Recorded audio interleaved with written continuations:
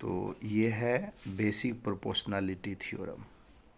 If a line is drawn parallel to one side of a triangle intersects the other two sides in distinct point, then the other two sides are divided in the same ratio। चलिए मैं यहाँ लेकर चलता हूँ। तो given में क्या है, ये मैंने फिगर बना लिया कि यहाँ से जो है, यहाँ से इस पर परपेंडिकुलर ड्रा कर दिए है और यहाँ से इस पर परपेंडिकुलर ड्रा कर दिए है, साथ ही इसको और इसको मिला दिए हैं। ठीक है,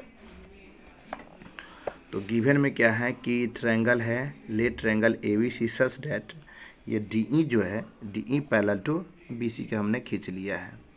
ठीक है, और प्रूव करना है कि ए डी बटा डी बी बराबर ए ई बटा ई सी होगा।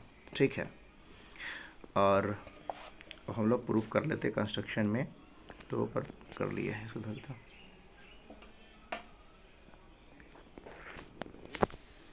ठीक है, तो प्रूफ में करते क्या है कि ये ट्रायंगल है, इस ट्रायंगल का एरिया हम लोग निकालेंगे, अब बाई में इस ट्रायंगल का एरिया निकालेंगे। ठीक है, तो एरिया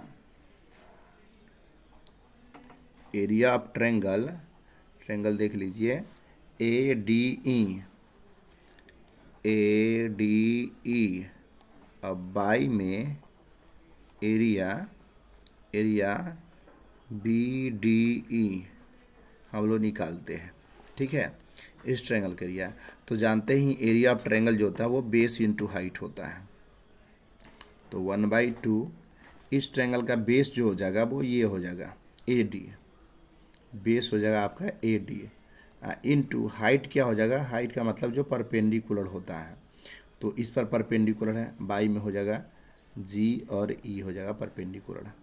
अब बाई, अब इस ट्रायंगल का एरिया निकाल लेता हूँ ये, तो बेस हम क्या करेंगे, बी डी लेंगे, चूँकि हमको प्रूफ भी करना था ए डी बटा डी बी, तो इस बार हम लोग बेस ये लेने वाले हैं D 1/2 into D B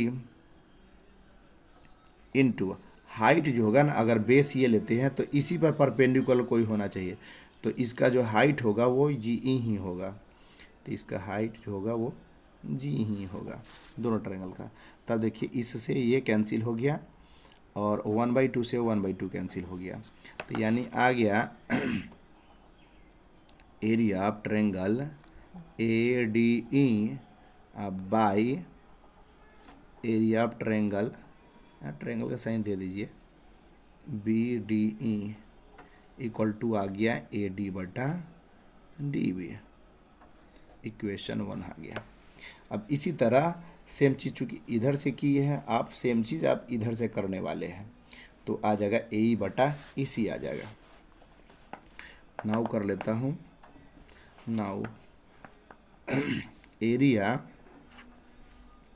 triangle A D ई, वही ले लेता हूँ ए डी ई, ऊपर तो वही ट्रायंगल है ए डी ई, अब बाई में ट्रायंगल कर देता हूँ area C D E, triangle C D E, ये ट्रायंगल होगा, तो इस ट्रायंगल का एरिया क्या हो जाएगा 1/2 इंटू इस ट्रायंगल का एरिया, इस बार बेस ये ले रहे हैं। ठीक है, क्योंकि प्रूव करना था ए ई बटा ई सी, तो बेस क्या है ए ई लेंगे, ए ई इंटू इसका हाइट क्या होगा, इस पर हाइट क्या है ये डी एफ क्या है, इस पर हाइट डाला हुआ है, तो हो जाएगा D F.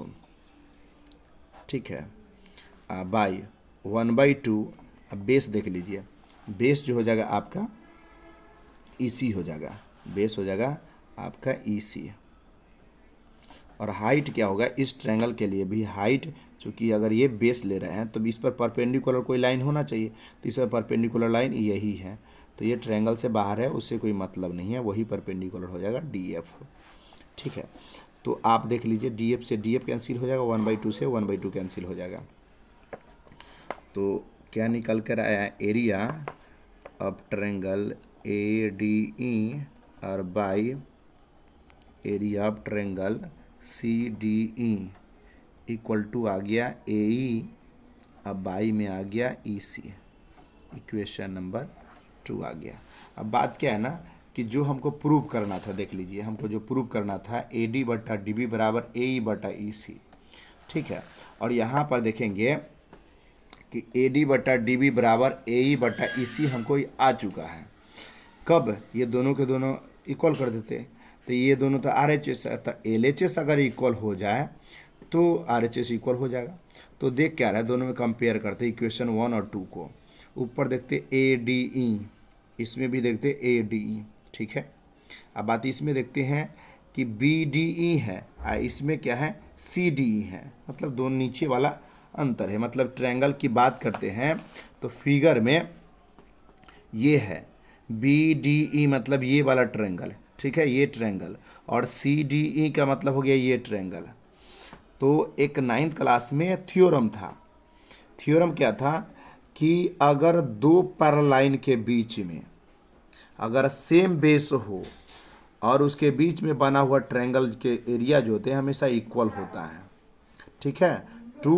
Two triangles have same base, यानी इस ट्रायंगल का भी देखिएगा ये बेस है और इस ट्रायंगल का भी यही बेस है DE, दोनों ट्रायंगल है।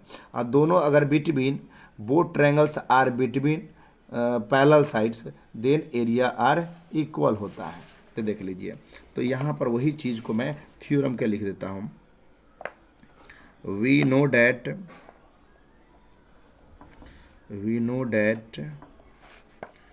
two triangles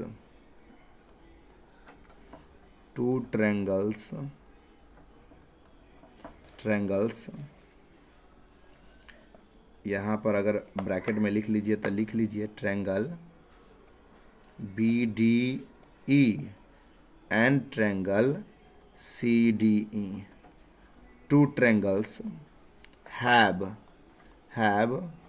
same base, same base यहाँ आपका कौन सा है DE, same base and same base between the same parallel line,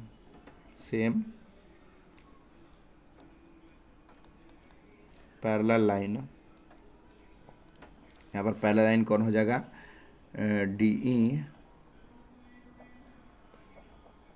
DE parallel to हो जाएगा BC, then it's area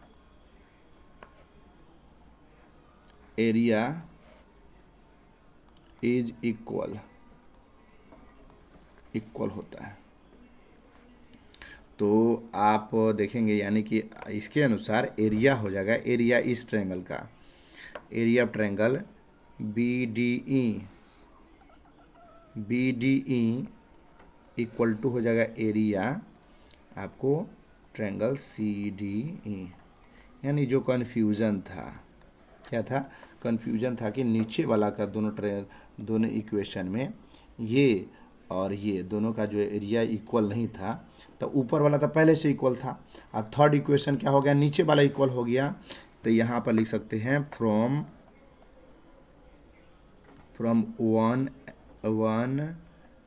2 and 3 we get, हम पाते क्या है कि LHS इक्वल हो गया तो RHS हो गया, तो इसीलिए हो जाएगा आपका AD बाई DB, ठीक है ना, AD बटा DB बराबर ये जो है AE बटा AE बाई EC, इसी को तो थेल्स थ्योरम कहते हैं। और इस तरह से हमारा इक्वेशन दोनों से, तीनों इक्वेशन से ये प्रूव्ड हो गया, ठीक है। तो ओवरऑल आप यहाँ से एक बार दिखा देता हूँ।